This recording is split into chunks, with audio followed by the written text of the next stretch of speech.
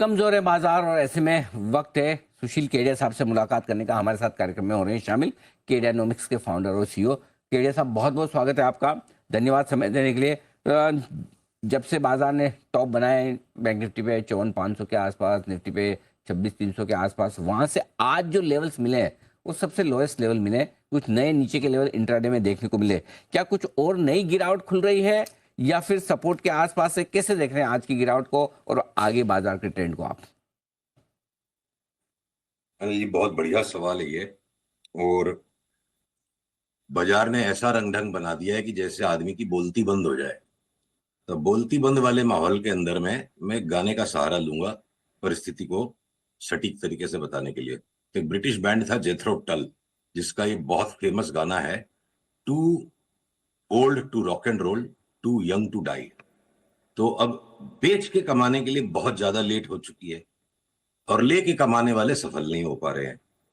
तो ऐसे परिवेश में पहले तो मैं एक हद बनाऊंगा कि मेरी होशियारी की हद क्या है। तो तकरीबन 23,100 के भी नीचे सरक गई अगर निफ्टी, तो मेरे लिए एक एक करके पत्ते समेटने का टाइम होगा। इसका मतलब ये नहीं कि 23,100 गया तो सारा माल एक ही झटके में बेचो, अलग अलग स्टॉक्स को देख के करना पड़ेगा। तो 23,100 का लेवल जो है वो एक बड़ा साइकोलॉजिकल ट्रिगर होगा कि भाई आज अपना हाथ नहीं चलने वाला, घर जाओ। तो देख के सल्टाना शुरू करेंगे। बैंक निफ्टी वहां पे ऑलरेडी इस 100 के जैसी परिस्थिति बना चुकी है। मुझे नहीं पता अगर पीसीआर मेरे स्क्रीन की इन चार्ट्स को दिखा पा रहे हैं। तो बैंक निफ्टी चूंकि मेरे को लग रहा है लॉन्ग रन में ज्यादा कमजोर है। तो हमेशा क्या होता है, जो चीज लॉन्ग रन में ज्यादा कमजोर होती है between Nifty and bank Nifty, वो पहले छद में रचती है। तो बैंक निफ्टी मुझे लगता है कि अगर कोई बाजार में रिवाइवल आता है, और अगर ये चार्ट मैं आपको दिखा पा रहा हूं, तो बैंक निफ्टी एक बार शुरू में ज्यादा रफ्तार से उछल सकती है 52,800 तक। और वो हम फैसला कब करेंगे? अगले 1-2-3 दिन में 50,370-80 के ऊपर बैंक निफ्टी बंद दे देगा तो हम वहां से तेजी का दांव लगाएंगे। और सिमिलरली भले निफ्टी में मैंने गिव अप का लेवल आइडेंटिफाई किया 23,100, जब तक निफ्टी अगले 2-3 दिन में वापस 23,600 के ऊपर बंद नहीं होता है, मतलब 23,100 से लेके 600 का जो जोन है वो असमंजस का टाइम है। हर वक्त हर आदमी नहीं कमा सकता। अभी बड़े लोगों की आपस में लड़ाई चल रही है, उनको सुलटने दो, आपस में फैसला होने दो उनका। अगर वो ट्रेंड रिवर्सल हो जाता है बिग बॉयज का और फंड्स का मिलके, तो हम 23,600 के ऊपर तेजी करेंगे और 23,100 के नीचे एक बार सल्टा के छुट्टी पे चले जाएंगे। तो 23,100 के नीचे निफ्टी और खराब होगा, 23,600 के ऊपर ऊपर ये बंद होने चाहिए। जी जी। निफ्टी 23,100 के नीचे खराब हो ना हो अनिल जी, हमारा दिमाग खराब हो जाएगा। तो मतलब ठीक सौदा बात। सल्टाना पड़ेगा, वहां फोरकास्टिंग को छोड़ के, होशियारी को छोड़ के एक बार सरेंडर होना पड़ेगा। इस 100 टूट गया, इसका मतलब ये नहीं कि वहां शॉर्ट कर सकते हैं। भाई बर्दाश्त 23,100 के नीचे तो छोड़ देंगे वहां, और क्या करेंगे। लेकिन बैंक निफ्टी पे आपने वो लेवल बहुत छोटा दिया है केडिया साहब की, 50,370-80। 50,380 क्या है? 50,380 तो मुश्किल से 200-300 पॉइंट दूर है। वो तो कल की लो से, बराबर। कल की क्लोज से भी नीचे। खाली इतना तो क्लोजिंग में चलेगा आपको? इसीलिए किसी भी टाइम यहां से बाजार घूमना चाहिए।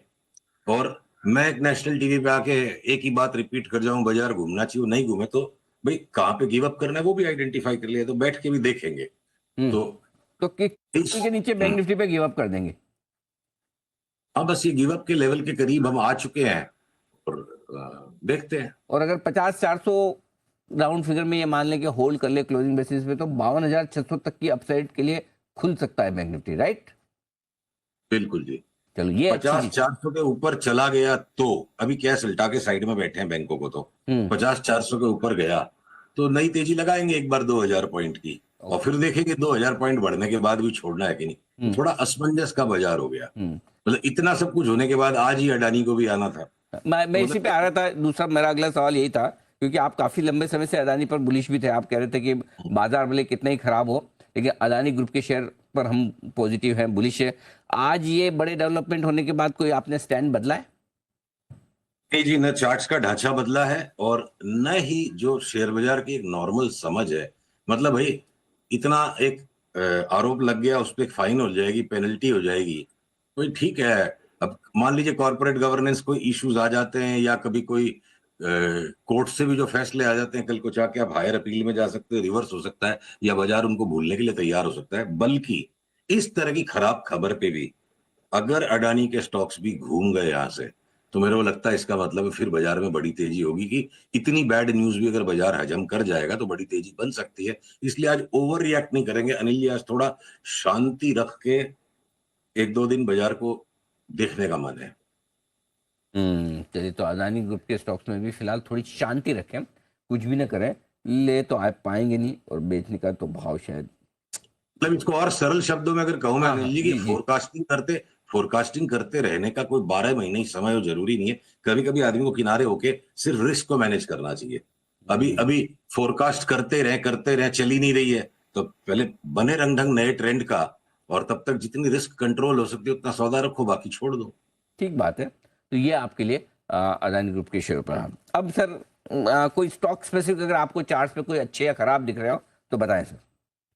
तो अगर जैसे बाजार घूम जाए तो अभी तो हमारा स्टांस वही है कि वही हमारी बाई लिस्ट है जिसको हम लेके इंतजार में बैठे हैं। ओएनजीसी, टाटा मोटर्स, रिलायंस, आपके एफएमसीजी के सारे स्टॉक्स, अभी इसमें लीवर भी इंक्लूडेड हो गया। ब्रॉडली अगर मैं कहूं, ऑटो के अंदर टाटा मोटर्स, उसको छोड़ के बाकी कोई भी ऑटो स्टॉक नहीं, बल्कि टीवीएस मोटर्स को तो हम बढ़ते बाजार में भी हो सकता है बेचें। हीरो मोटोकॉर्प, बजाज ऑटो एक रिबाउंड है सिर्फ। आईटी के स्टॉक्स को लेने का मन नहीं है, वो सारी चार्ट जो है ना, आईटी घटा ही नहीं है, और हो सकता है काउंटर ट्रेंड चल रहा है, घटते बाजार में आईटी ऊपर अटके रहेगा, और जैसे बाजार घूमेगा ऊपर की तरफ आईटी जोर से नीचे आने लग जाए।